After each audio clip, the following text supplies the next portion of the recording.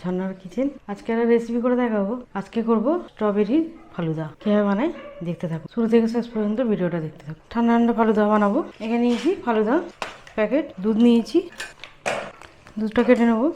এখানে দিয়ে দেবো দুধটা, চালু করে দিলাম, অল্প করে জল দিয়ে দেবো।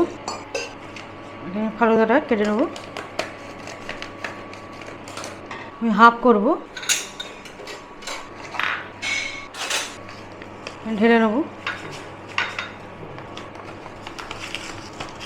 এখানে হাফ নিয়ে নিলাম, এখানে হাফ আছে।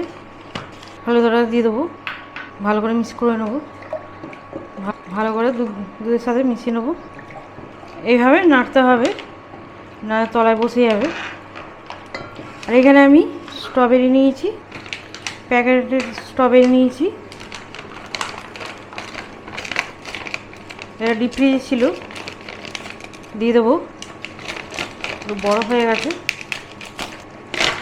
দুটো দিয়ে দিলাম, ভালো করে মিশিয়ে নেবো। ফুটিয়ে ফুটিয়ে এরকম ঘন হয়ে গেছে, এরকম ঘন হয়ে গেছে। বন্ধ করে দেবো, হয়ে গেছে। এবার এতে তুলে নেবো।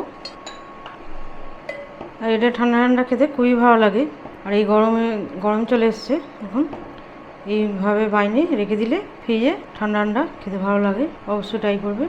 এটাকে এখন আমি ফ্রিজে রাখবো, ফ্রিজে রাখলে একটু ঘন হয়ে যাবে। এবার ফালুদাটা বার করে নিয়েছি, 2 ঘন্টা রেখে দিয়েছি, একদম ঠান্ডা হয়ে গেছে। নিলাম, এখানে আইসক্রিম নিয়েছি, আইসক্রিম দেবো। এবার জলে ডুবিয়ে নেবো, আইসক্রিমটা দিয়ে দিলাম। আমি স্ট্রবেরি নিয়েছি,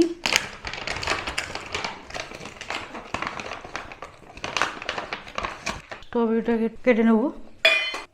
বরফ হয়ে গেছে, এটাতে একটু গ্রেট করে দেবো, বরফ হয়ে গেছে। এটা অনেকগুলি আছে, বরফ হয়ে গেছে। স্ট্রবেরিটা দিয়ে দিলাম একটু, একদম রেডি স্ট্রবেরির ফালুদা। দেখতে যেন সুন্দর হয়েছে, খেতেও দারুণ হয়। আমার রেসিপি ভালো লাগলে বন্ধুর সাথে শেয়ার করবে, লাইক করবে আর সাবস্ক্রাইব।